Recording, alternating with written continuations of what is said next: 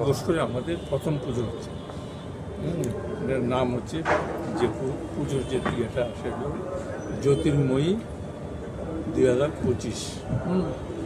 যার থিমটা হচ্ছে জ্ঞান শক্তি। মানে আমাদের মা আসছেন, মাকে আমরা শুধু শক্তির বই দেখি না, মানে জ্ঞানের যে আরাধনা করি সেটা আমাদের মূল বিষয়। সেই ইয়েতে আমাদের এই পুরো প্যান্ডেলটা সেইভাবে সাজানো। আপনাদের এই যে কনসেপ্টটা মানে আসলে মানে কোথা থেকে এই কনসেপ্টের সৃষ্টি?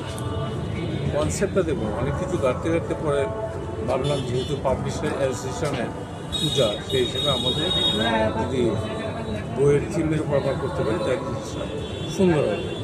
এটাই ভাবনার চিন্তায় পরে এই জিনিসটা শুধু এই জন্য আমাদের নারী শক্তি, এখানে 29 জন মহিষী নারী আছে ভারতবর্ষের প্রত্যেক সব স্টেটে, যারা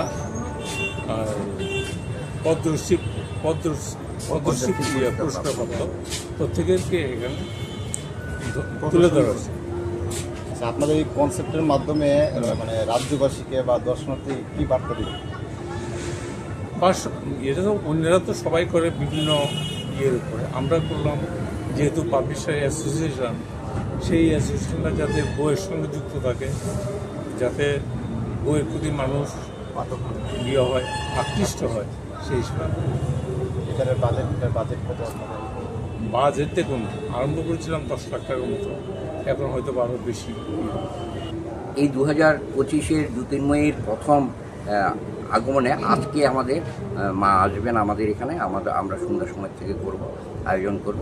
উনি তখন ইনস্ট্রাকশন দিলেন আমাদের যে আপনারা যারা কমিটিতে আছেন সুদামবাবু আছেন, সুদামচন্দ্র সাহা, উনি হচ্ছেন জয়রাম, উনি ভাইস প্রেসিডেন্ট আমাদের অর্গানাইজেশনে। পুজো কমিটিটা পৃথকভাবে করে দেওয়ার জন্য বললেন।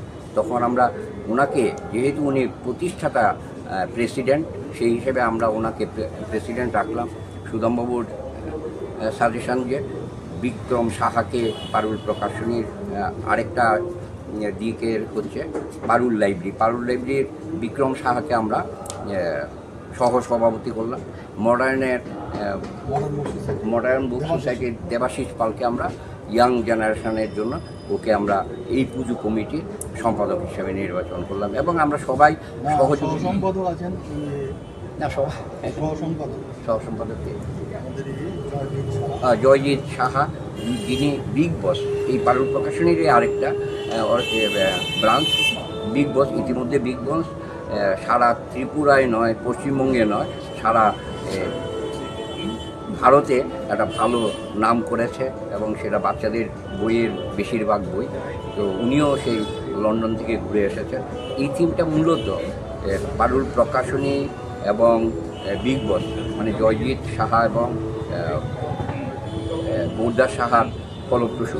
আমরা শুধু সেটাকে কনভে করে যাচ্ছি, এবং আমাদের সহযোগী যে সুদামবাবু আছেন, সুদামবাবু, বিক্রম সাহা, তারপর দেবাশিস পাল, আমরা সবাই মিলেমিশে এই পুজোর আনন্দ নেওয়ার জন্য করেছি। অসুর হচ্ছে এমন একটা জিনিস, অন্ধকার। অসুরকে নিধন করার জন্য, অন্ধকারকে আলোকিত করার জন্য, জ্ঞানের আলোকে উদ্ভাসিত করার জন্য আমরা এই নারী শক্তির থিমটাকে গ্রহণ করেছি। আমরা আপ্রাণ চেষ্টা করছি যে এটাকে নিট অ্যান্ড ক্লিন, পরিষ্কার পরিচ্ছন্নভাবে এটা উপস্থাপনা করার জন্য, এটা যেন সর্বকালের সেরা একটা বার্তা যায়, এই জন্য আমরা চেষ্টা করছি।